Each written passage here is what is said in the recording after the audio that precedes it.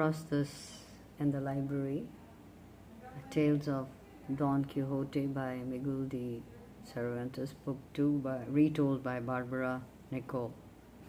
In her retelling, she takes the young reader along on the merry, scary, ribald, funny, and heartbreaking travels, sallies of Don Quixote. Now, Quixote is determined to right wrongs and win fame. He embarks on what he sees as the proper exploits of a knight errant on his faithful steed, that is his horse, Rocinante or Rocinante, whatever the pronunciation, and with his squire Sancho Panza. He travels the Spanish countryside in search of adventure. He reads a lot of books depicting the chivalric world. He wants to be the chivalric knight, but the adventures he embarks on are misadventures. 4 centuries ago, Miguel de Cervantes published his great work, The Ingenious Gentleman Don Quixote de la Mancha. It is recognized as the first novel and anticipated the many things a novel would become eventually. It is indeed a work of genius. It was recently voted the most important novel of all times in a poll of authors conducted by the Nobel Institute. This tiny book gives an overview, and yes, there is a little conjecturing as to what the author meant,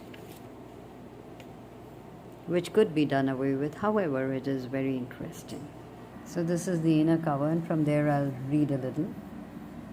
The pair's numerous misadventures, that is, Quixote and Sancho Panza, are rich with riddles and absurdities as Quixote struggles to make sense of life through the spinning prism of his delusions. And Barbara Nichol's retelling is true to the theme, structure, and rollicking tone of the original 4 centuries old text. And as I already mentioned, a work voted by the Nobel Institute as the most important novel of all times. Publishers are Tundra Books. Barbara says that she started this book after making a radio documentary on Don Quixote for CBC Radio's Ideas series. The shows involved almost 2 years of interviews and conversations with scholars whose names will be very familiar, she writes. So these are the names you can read for yourself.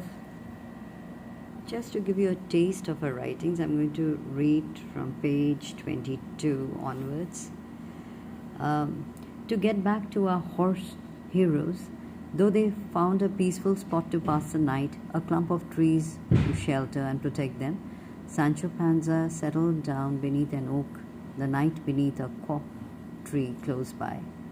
Rocinante and the ass took up the positions they reverted to whenever there were lulls between adventures. Quixote slept, Sancho slept. 2 men on horseback rode into the wood and stopped to make their camp nearby. Don Quixote woke to creaks of armor. "We'll stop here," said an unfamiliar voice. Don Quixote listened in the dark. "There's grass here for the horses and all the solitude I need to dwell upon my tragic tale of love." Don Quixote listened with his keenest ear. This stranger knew the dreadful woes of love. This stranger had to be a kindred spirit. Chances were the stranger was a knight. Quixote sensed adventure in the offing. He woke up Sancho Panza with a whisper. As Don Quixote and his squire listened, lying still as stones upon the ground, the lovesick knight embarked upon a song. He sang about his helplessness, his broken heart. He sang and then he stopped his song to speak. Most beautiful, ungrateful one, he said, lamenting to a lover who was absent. How can it be that you allow your luckless knight to waste away his life in endless missions? Is it not enough that you are acknowledged for far and wide as etc. Most perfect of all women in your beauty, proclaimed so by the knights, etc., and even by the famous Don Quixote. Quixote? The stranger in the dark spoke of Quixote. Quixote heard his name and was confused. This stranger claimed that he had forced Quixote to deem some other lady fair, more lovely than his lady love. That was Lady Dulcinea. Now once there was a time when Don Quixote would have been so thoroughly provoked by what he'd heard, he would have let the stranger taste his sword. But on this night our hero felt a rush of tenderness towards his fellow knight, his broken-hearted swain upon the ground. "He is deluded, Sancho," said Quixote. "Let's listen. I'm certain more will be revealed." So Sancho says that I fear this knight might carry on his whimpering for weeks. "Who goes there?" asked the grieving knight. He'd heard them. And thus the knights were introduced. The stranger knight was called Knight of the Forest. We will call his squire the Forest Squire. Knowing that his bleatings above had been overheard, the knight had questions for Quixote. "Are you in love as well?" "Of course," said Don Quixote, "I am a knight." "And does your lady fair disdain you?" asked the other. "I have never been disdained," Quixote said. This despite the girl who'd called him granddad. "My master's lady is a gentle lamb," said Sancho, "and softer than a pat of yellow butter." The forest knight cast narrowed eyes on Sancho. "And does your squire pipe up any time he likes? Does he always talk without permission?" The squire of the forest knight took hold of Sancho's arm and led him off. They would retreat to some place close where they could talk and not disturb their masters. Indeed, alone with no one to restrain them, the squires found that they had much in common. Both would be rewarded with positions for their years as squires. Sancho would be ruler of an island. The forest squire confided that he would have some lofty role within the church.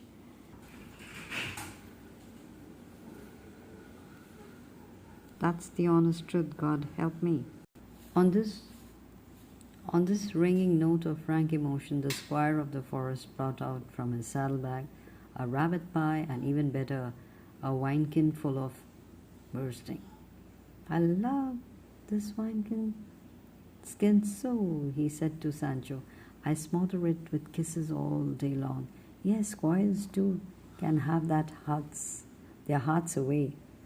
And Sancho, he was likewise a romantic. Sancho's love for wineskins knew no bounds.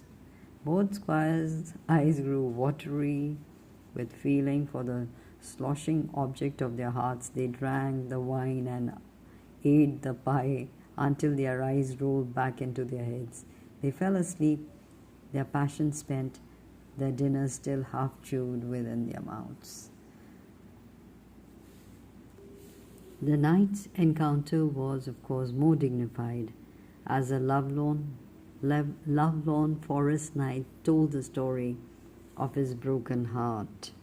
So for some reason, both the knights and the squires are in a combat, and in that, Sancho says, "Where is your nose? First things first." "In my pocket," said the squire.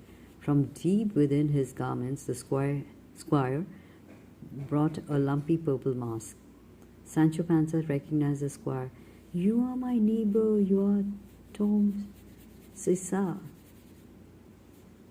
Quixote took this in and mulled it over. How could this strange events be understood? It was true. The forest squire looked just like their good neighbor from La Mancha. So read for yourself and find out. So you do have these nuggets of fun, adventures and misadventures. So that's the ISBN number, and praise for the tales of Don Quixote, retold by Barbara Nichol. The Globe and the Mail writes, side-splittingly funny and heartbreaking at the same time. This gem of Don Quixote looks across the page, propelled by Nicholas's wit and empathy. And the Canadian family writes, a small jewel of a book in the spirit of the original. Nichol's use of language is lively and sure-footed. Propel. Well, that's for now, and excuse me for the mispronunciations and my read, etc. But really, the book is interesting and you must read. Good for kids also. Very good for kids, I'm sure.